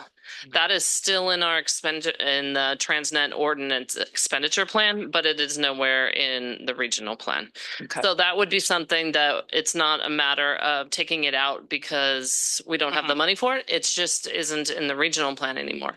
So I think that we do need to have those discussions when we get to the point of what are the projects that are of the highest priority to the board and making sure that what is in TransNet in terms of being able to receive money through the major corridor program is in alignment with what's in the regional plan. So it all ties back to the regional plan. Now, does the board want to take projects out of the expenditure plan? I'm not sure. That would be part of the discussion that we'd be going forward. Okay, thanks for that answer. I just wanted to jump into because highlighting that that's, you know, the TPA audit recommendations that we're struggling to close out are all related to that kind of misalignment, or a lot of them are related to that misalignment between the regional plan and the expenditure plan. Right. And then the other thing I wanted to mention, I'm not, you might have said this, I'm not 100% sure, but when Susan went through the lockbox thing, the programs that are lockbox, the percentage is not necessarily lockbox. So those, so when you talk about kind of like, there's more flexibility, I think realizing that it's more around changing environment than anything. Thanks. The other question was, so that pie chart that has the general funding, federal, state, that one. Do you see the federal right now and for maybe the foreseeable future, 3 years, do we see it going down or staying the same? Well, that pie chart is based on the FY27 budget. So just what's in FY27. And we don't put anything in FY27 that isn't most certain, right? Because that's next year. So I would be speculating on what that pie chart would look like in future years, but certainly from a financial planning perspective, we are thinking about the decrease in the federal piece of the pie, particularly as it comes to the competitive programs, because those under the prior, or actually the current legislation, there was a large competitive program. And we do think that that piece will narrow. So when we're thinking about how are we going to get to construction on some of these projects where we're looking for big dollars, right? That is definitely part of the contemplation about where the funds will come from. Okay, thank you. And then my last, it might be more of an economics question, but you know, if you look at the collection of dollars through the 20 years, you know, much higher now than it was, which makes sense. But the, what did my grandmother used to say? How far your dollar's going, or you know, stretching your dollar stretching is, you know, is a lot less. Is there some kind of a chart or something that you all, and I think that's an economics question more than a. I think we could look at making something like that. I'll talk to our economist, but that definitely is looking at like the purchasing power. It's really would be something effective to communicate to people to kind of understand the environment that we're in. Yeah, because certainly in the beginning of the program, when we did the financing, we had a lot of financing up front, and then there was an economic downturn. So what we were able to get at that time, we had funds, and we had very substantial buying power at that time.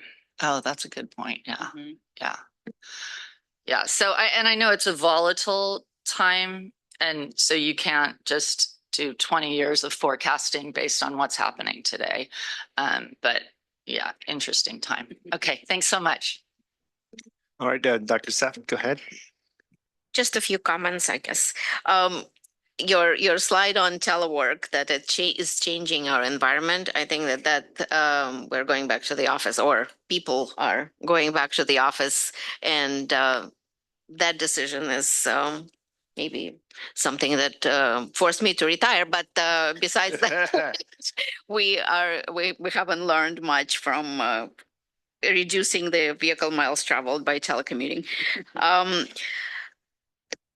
Two questions that are related and kind of piggybacking on what Jacqueline said and Lorraine about how do we share the successes with the public. I know that this is a very good presentation and the cities see it and SANDAG is seeing it and the board is seeing it, but how do we make it visible to people so next time it comes on the ballot, people know why we're asking for what we're asking.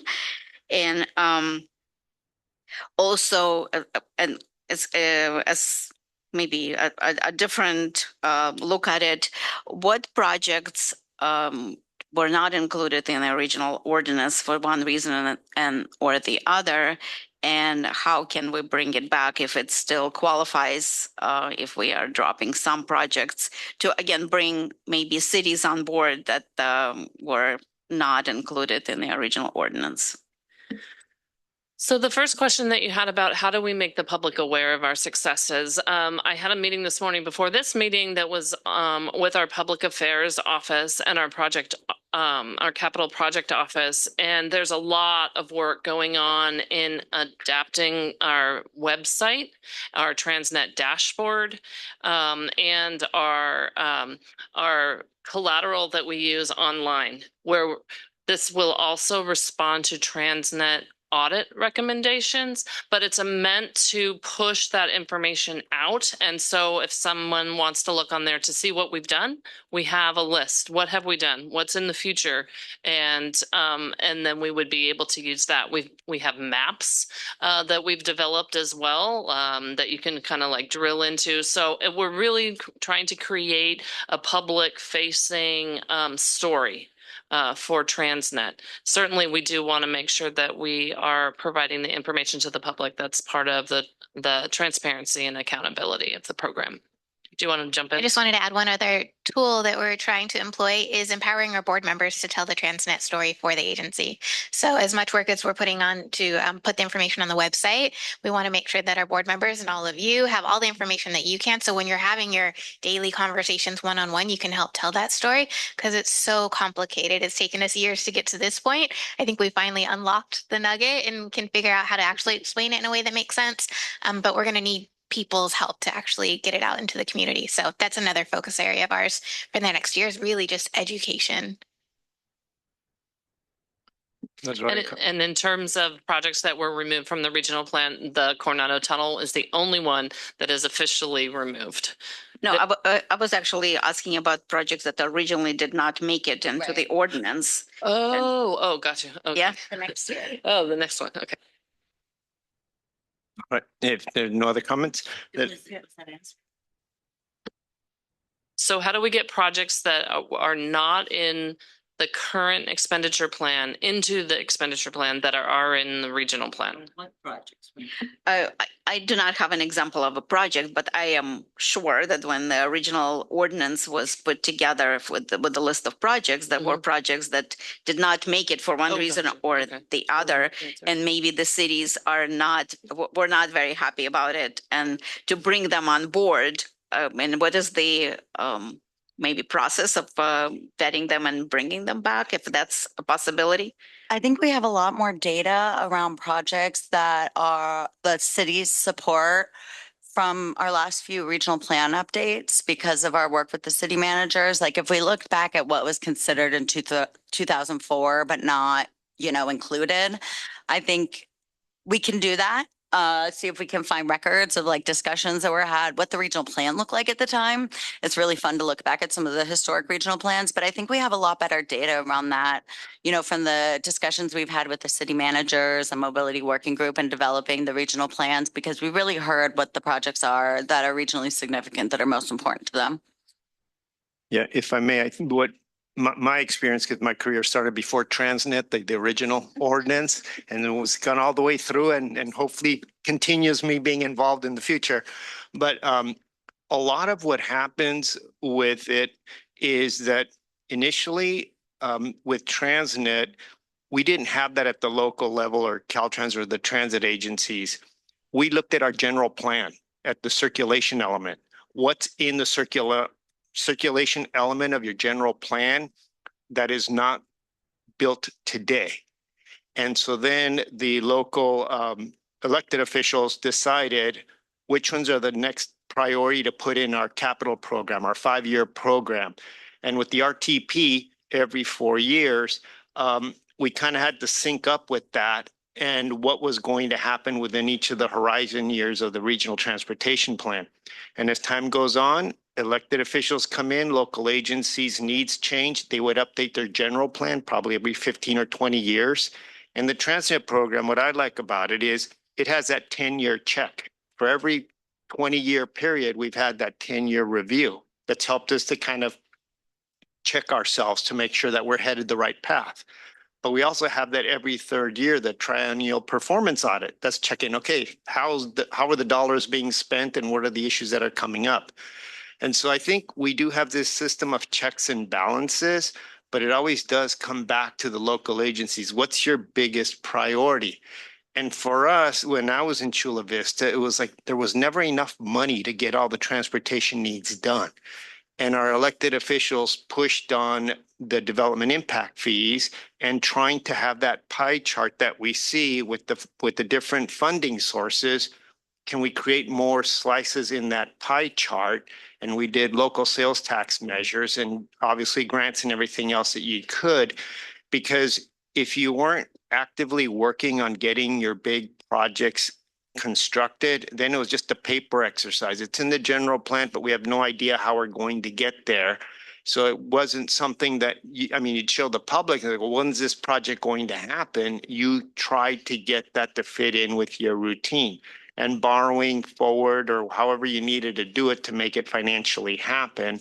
That was the discussions that we had through my career. So it was always trying to get creative on how to put something that the public had input in on the general plan, and ultimately that the city approved it in your capital program on how you're going to deliver, that you did it.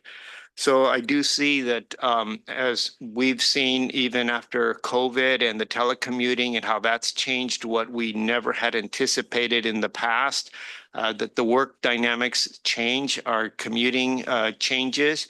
And right now, even with the gasoline prices high, it's getting a lot quicker to get around the region because people are making that decision. I'm going to go to mass transit, or I'm going to drive less, or I'm going to stay home. And so we're starting to see how the economy changes our needs. And I think that's the great part of all this, is that all the input that we've had. I like the draft report, how we've been talking about all this TransNet program and how we have to adapt to the changes, because it is something that you can't predict the future, but you learn from the past and you keep trying to make it as efficient as possible. So those are my comments on there, but very well done. Thank you. Go ahead, Sunny. I just wanted to add on with the public information. I think you're doing a great job of updating your website and making it more clear, but that to me is passive marketing. A lot of social media available to start now to talk about your successes just continually, so that people, you don't wait till a ballot measure is coming out. Do it now and do it often. Talk about, I know you do some of that. Maybe I'm not following all the places where you're doing it, but just somehow reach the majority, the public, that really we're doing great stuff here, especially when there's so much negative news, comes out. So just, these are success stories. These are great stories to talk about the history of, what it was and what would have been like if you hadn't done TransNet. That's a big story, because that picture that shows all that congestion, yes, people see congestion, but we're still not LA. We're not. San Diego was a lot more proactive in getting, this program started and up and running, so that we did not become an LA. So those are all great stories. So I hope you have a more proactive campaign and social media to be able to get this really through to everyone. So. Thank you. Go ahead, Lorraine. And it kind of on the same line as outreach to the community, for potentially putting together like a fact sheet that identifies what the funding resources are, how those changes have occurred, as far as, and selfishly, I'll say from an environmental perspective, have those costs increased over the course of time? And indeed they have. So representing that in some sort of graphical manner, construction costs that relate to utilities, that for capital costs on how projects are increasing and to what extent. Because I think that just really shows from a more factual standpoint when you're having those conversations with the public. And nothing speaks more impactfully than seeing an allocation of how those costs have changed over time. And then for what it costs to construct the project. I mean, that has significantly changed. And so that would be my suggestion, putting together a fact sheet that can aid in those discussions. And then lastly, to Sunny's point, getting out to organizational meetings. I know a person that serves at a presidency for San Diego Transportation Developers Association. So these are types of mechanisms to just get out and as a representative of the community that is also influential from a transportation perspective, having agencies not be shadowed by other media and other stronger points that may not be representative of what's happening and what needs to happen within our industry. I think that would also be just a couple points of influence that could effectively get the information out.